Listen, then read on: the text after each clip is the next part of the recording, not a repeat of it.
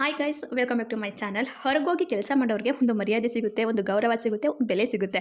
ಆದರೆ ಮನೇಲಿ ಕೆಲಸ ಮಾಡೋರಿಗೆ ಏನೂ ಸಿಗೋದಿಲ್ಲ. ಇವಾಗ ಮದುವೆ ಆಗಬೇಕಾದ್ರೆ ಹುಡುಗರು ಏನು ಓದಿದ್ದೀರಾ ಅಂತ ಕೇಳಿ ಅದು ಡಬಲ್ ಡಿಗ್ರಿ ಮಾಡಿರುವಂತಹ ಹುಡುಗಿರೇ ಆಗಿರಬೇಕು. ಅವರು ಮದುವೆ ಆದಮೇಲೆ ಕೆಲಸಕ್ಕಂತೂ ಹೋಗಂಗಿಲ್ಲ, ಮನೇಲಿ ಕೆಲಸ ಮಾತ್ರ ಮಾಡಬೇಕು. ಅವ್ರಿಗೆ ಹೊರಗಡೆ ಹೋಗಿ ಕೆಲಸ ಮಾಡುವಂತಹ ಯೋಗ್ಯತೆ ಇರೋದಿಲ್ವಾ ಅಥವಾ ಧೈರ್ಯ ಇರೋದಿಲ್ವಾ? ಎಲ್ಲ ಇರುತ್ತೆ. ಆದರೆ ಮದುವೆ ಆದಮೇಲೆ ಹುಡುಗಿರು ಕೆಲವೊಂದಷ್ಟು ಜನ ಇರ್ತಾರೆ ಹೊರಗೋಗಿ ದುಡಿಬಾರ್ದು ಅಂತ ಹೇಳೋ ಅಂಥವ್ರು. ಅಂತಹ ಹೆಣ್ಮಕ್ಳ ಕಷ್ಟನ ಯಾರು ಕೇಳ್ತಾರೆ? ಬೆಳಗ್ಗೆಯಿಂದ ಇರ್ತಿ ಸಂಜೆ ತನಕ ಎಷ್ಟೇ ಕೆಲಸ ಮಾಡಿದ್ರು ಯಾವ ಗೌರವನೂ ಇರಲ್ಲ, ಏನೂ ಇರೋದಿಲ್ಲ. ನೀನೇನು ಬಿಡು, ಬೆಳಗ್ಗೆಯಿಂದ ಇರ್ತಿ ಸಂಜೆ ತನಕ ಮನೇಲೇ ಇರ್ತೀಯಾ, ಅಂಥ ಕೆಲಸ ಏನು ಮಾಡ್ತೀಯಾ ಅನ್ನೋ ಕೊಂಕು ಮಾತು ಬೇರೆ. ಅವಳ ಭಾವನೆಗಳಿಗೂ ಕೂಡ ಯಾವುದೇ ರೀತಿಯಂಥ ಬೆಲೆ ಇರೋದಿಲ್ಲ. ಹೊರಗೆ ಹೋಗಬೇಕು, ನೋಡಬೇಕು, ಸುತ್ತಾಡಬೇಕು, ಅದಕ್ಕೆಲ್ಲ ಒಂಚೂರು ಕಿಮ್ಮತ್ತೇ ಇರೋದಿಲ್ಲ. ಅದೇ ಕೆಲಸ ಮಾಡೋರಿಗೆ ಮಾತ್ರ ಗೌರವ ಇರುತ್ತೆ, ರೆಸ್ಪೆಕ್ಟ್ ಇರುತ್ತೆ, ಅವ್ರನ್ನ ಮಾತಾಡಿಸೋ ರೀತಿಯೇ ಬೇರೆ ಇರುತ್ತೆ. ಇದು ಸಾಕಷ್ಟು ಜನ ಹೆಣ್ಮಕ್ಳು ಅನುಭವಿಸಿರ್ತೀರ. ಎಲ್ಲರೂ ಅಂತ ನಾನು ಹೇಳ್ತಾ ಇಲ್ಲ, ಇಲ್ಲಿ ಕೆಲವೊಂದಷ್ಟು ಜನ ಅಂತೂ ಅನುಭವಿಸೇ ಇರ್ತೀರ ಈ ಪರಿಸ್ಥಿತಿನ.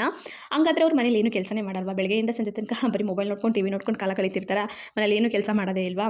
ಆಮೇಲೆ ಅವ್ರ ಸ್ವಂತ ಖರ್ಚಿಗೂ ಕೂಡ ಅವರು ಬೇರೆಯವ್ರ ಕೈ ಚಾಚಿ ಕೇಳಬೇಕು. ಆವಾಗ ಕೊಟ್ಟರು ಕೂಡ ದುಡ್ಡನ್ನು ಇದರಲ್ಲಿ ಇಷ್ಟು ಖರ್ಚು ಮಾಡಿದೆ, ಇದಕ್ಕೆ ಇಷ್ಟು ಖರ್ಚು ಮಾಡಿದೆ, ಒಂದು 100 ಉದಾಹರಣೆಗೆ ಒಂದು 100 ರೂಪಾಯಿ ತೊಗೊಂಡ್ರು ಕೂಡ ಇದಕ್ಕೆ ಇಷ್ಟು ಖರ್ಚು ಮಾಡಿದೆ ಅಂತ ಲೆಕ್ಕನ ಹೇಳಬೇಕು.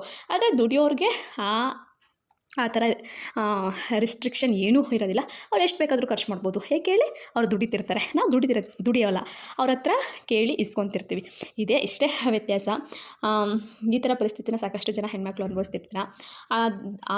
ಬಿಟ್ಟು ಮನೇಲೇ ಏನು ಕೆಲಸ ಮಾಡ್ಬೋದು ಅಂತ ಹೇಳಿ ನೋಡಿ ಯೂಟ್ಯೂಬ್ ಚಾನಲ್ ಮಾಡ್ಬೋದು ಇವತ್ತೊಂದು ಇದರಲ್ಲಿ. ಮತ್ತು ಹೋಮ್ ಕುಕ್ಕಿಂಗ್ ಅಂದರೆ ಚಕ್ಲಿ, ನಿಪ್ಪಟ್ಟು ಈ ಥರ ಮಾಡ್ಬೋದು, ಟೈಲರಿಂಗ್ ಮಾಡ್ಬೋದು. ಸಾಕಷ್ಟು ನಾವು ಮಾಡ್ತೀವಿ ಅಂತ ಮನಸ್ಸು ಮಾಡಿದ್ರೆ ಸಾಕಷ್ಟು ಕೆಲಸಗಳನ್ನ ಮಾಡ್ಬೋದು. ಸ್ಟಾರ್ಟ್ ಮಾಡೋದು ಬೇಕು ಅಷ್ಟೇ. ಈ ವಿಡಿಯೋದಲ್ಲಿ ನಾನು ಸ್ವಲ್ಪ ಡೈಲಿ ಲೈಫ್ ಸ್ಟೈಲ್ ಬಗ್ಗೆ ತೋರಿಸ್ಕೊಟ್ಟಿದ್ದೀನಿ. ನಮ್ಮನೆ ಮರಿನ ತರೋದ್ರಿಂದ, ರೇಷ್ಮೆ ಮರಿನ ಅಪ್ಪ ಮತ್ತು ತಮ್ಮ ಇಬ್ಬರು ಕೂಡ ಮೇಜೆಲ್ಲ ತೊಳ್ದು ಅದನ್ನು ಪಿಟ್ ಮಾಡ್ತಾ ಇದ್ದಾರೆ. ತುಂಬ ದಿನ ಆಗಿತ್ತು ಈ ಮೇಜನ್ನು ಬಿಚ್ಚಿ ಇಟ್ಟಿದ್ರು, ಇವಾಗ ಅದನ್ನೆಲ್ಲ ಪಿಟ್ ಮಾಡ್ತಾ ಇದ್ದಾರೆ. ನಾನು ಬರೀ ಲೈಫ್ ಸ್ಟೈಲ್ ಬಗ್ಗೆನೇ ಮಾತಾಡ್ಕೊಂಡು ಹೋದರೆ ಅಷ್ಟು ಚೆನ್ನಾಗಿರಲ್ವೇನೋ. ಈ ಥರ ಪರಿಸ್ಥಿತಿನ ಸುಮಾರು ಹೆಣ್ಮಕ್ಳು ಅನುಭವಿಸ್ತಿರ್ತಾರಲ್ವ, ಅವ್ರ ಬಗ್ಗೆ ಮಾತಾಡವ ಅಂತ ಹೇಳಿ ಈ ವಿಡಿಯೋದಲ್ಲಿ ಶೇರ್ ಮಾಡ್ಕೊಂಡಿದ್ದೀನಿ. ಇಂತಹ ವಿಡಿಯೋಗಳು ಬೇಕು ಅಂತಂದರೆ ಕಮೆಂಟ್ ಬಾಕ್ಸಲ್ಲಿ ತಪ್ಪದೆ ಕಮೆಂಟ್ ಮಾಡಿ ತಿಳಿಸಿ. ಮನೇಲಿ ಕೂತ್ಕೊಂಡು ಏನೇನೆಲ್ಲ ಕೆಲಸನ ಮಾಡ್ಬೋದು ಅಂತ ಬೇಕಾದರೆ ನಾನು ನೆಕ್ಸ್ಟ್ ವಿಡಿಯೋದಲ್ಲಿ ವಿಡಿಯೋ ಮಾಡಿ ಅಪ್ಲೋಡ್ ಮಾಡ್ತೀನಿ. ಇಲ್ಲಿ ತನಕ ವಿಡಿಯೋ ನೋಡಿರೋದಕ್ಕೆ ತುಂಬ ತುಂಬ ತುಂಬ ಥ್ಯಾಂಕ್ಸ್. ಈ ವರ್ಷ ಮಳೆ ಎಷ್ಟು ಆಗಿಲ್ಲ, ರೈತರು ಕಷ್ಟ ಅಂತೂ ಹೇಳತ್ತಿರೋದು. ನೋಡವ, ಇನ್ನು ಸ್ವಲ್ಪ ಟೈಮ್ ಐತೆ. ಮುಂಗಾರಂತೂ ಆಗಿಲ್ಲ, ಹಿಂಗಾರಾದರೂ ಆಗುತ್ತಾ ಅಂತ ನೋಡಬೇಕು. ಕೆಲಸ ಏನು ಇಲ್ಲದೇ ಇರೋದ್ರಿಂದ ಅಪ್ಪ ಅಮ್ಮ ದೊಡ್ಡಮ್ಮವರೆಲ್ಲ ಮನೆ ಹತ್ರನೇ ಇದ್ದಾರೆ. ಇವಾಗೇನು ಕೆಲಸ ಇಲ್ಲ. ಮಳೆ ಓದಿದ್ರೆ ಕೆಲಸ ಇರ್ತಾಯಿತ್ತು. ಈ ಟೈಮಲ್ಲಿ ಹೊಗೆ ಸೊಪ್ಪು ನಾವು ಬೆಳೆಯೋದ್ರಿಂದ ಸಿಕ್ಕಾಪಟ್ಟೆ ಕೆಲಸ ಇರ್ತಾಯಿತ್ತು. ಈ ವರ್ಷ ಮಳೆನೂ ಕೂಡ ಓದಿಲ್ಲ. ಹೊಗೆ ಗಿಡ ಎಲ್ಲ ಅಷ್ಟೇನು ಹೇಳ್ಕೊಳ್ಳೋಂಗಿಲ್ಲ. 1 ಎಕರೆಗೆ ಅವಾಗ 6-7 ಜನ ಬೇಕಾಗೋದು ಹೊಗೆ ಸೊಪ್ಪು ಕೆಲಸ ಮಾಡೋಕ್ಕೆ. ಇವಾಗೇನು ಒಬ್ಬರ ಕೈಲಿ ಆದ್ರೇ ಸಾಕು. ಗಿಡ ಅಂತೂ ಮೇಲ್ಗಡೆಗೆ ಇದ್ದೇ ಇಲ್ಲ, ಅಷ್ಟು ಕುಳ್ಳಕ್ಕಿದ್ದಾವೆ ಗಿಡಗಳು. ಇವಾಗ ವಾತಾವರಣ ನೋಡಿ ಹೆಂಗೆ ಕಾಣಿಸ್ತೈತೆ ಅಂತ.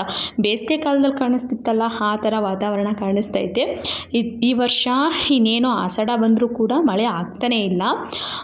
ಮೇ ಬಿ ಈ ವರ್ಷ ಆಗಲ್ಲ ಅಂತ ಮುನ್ಸೂಚನೆ ಹವಾಮಾನ ಮುನ್ಸೂಚನೆ ವರದಿ ಮಾಡಿರೋದ್ರಿಂದ ಮೇ ಬಿ ಮಳೆ ಆಗದೇ ಇರಬಹುದು. ನೋಡವ, ಹಿಂಗಾರಾದರೆ ರಾಗಿ ಬೆಳೆಯವ ಅಂತ ಹೇಳಿ ಇವಾಗ ಅದೇ ವಿಷಯನ ಇಲ್ಲಿ ಮಾತಾಡ್ತಾ ಇದ್ದಾರೆ. ಹೊಲ್ದ ಹತ್ರಕ್ಕೆ ಕುರಿ ಎಮ್ಮೆ ದನ ಆಡ್ಕೊಂಡು ಹೋಗೋಕ್ಕೂ ಸುಧಾ ಮೇವೇನೂ ಇಲ್ಲ. ಸ್ವಲ್ಪ ಎಲ್ಲ ಮನೆ ಹತ್ರನೇ ಇದ್ದಾವೆ ನಮ್ಮ ಕುರಿಗಳೆಲ್ಲವ. ಅದ್ರ ಬಗ್ಗೆನೇ ಮಾತಾಡ್ತಾ ಇದ್ದೆ ದೊಡ್ಡಮ್ಮ. ಈ ವರ್ಷ ಏನು ಮಳೆನೇ ಆಗ್ತಾ ಇಲ್ವಲ್ಲ ಅಂತ ಹೇಳಿ ನಮ್ಮಮ್ಮೆಲ್ಲ ಸ್ವಲ್ಪ ಬಟ್ಟೆ ತೊಳೆದು ಹಾಕ್ತಾ ಇದ್ದಾರೆ. ನಾನು ಹಂಗೇ ಅವ್ರ ಜೊತೆ ಅವರೆಲ್ಲ ಮಾತಾಡ್ತಾ ಇದ್ರಲ್ಲ ಅಂತ ಕುಂತಿದ್ದೆ. ಅಪ್ಪರು ಎಲ್ಲ ಈಗ ಟೈಮ್ ಸ್ಪೆಂಡ್ ಮಾಡ್ತಾಯಿದ್ದೀವಿ. Thank you for watching.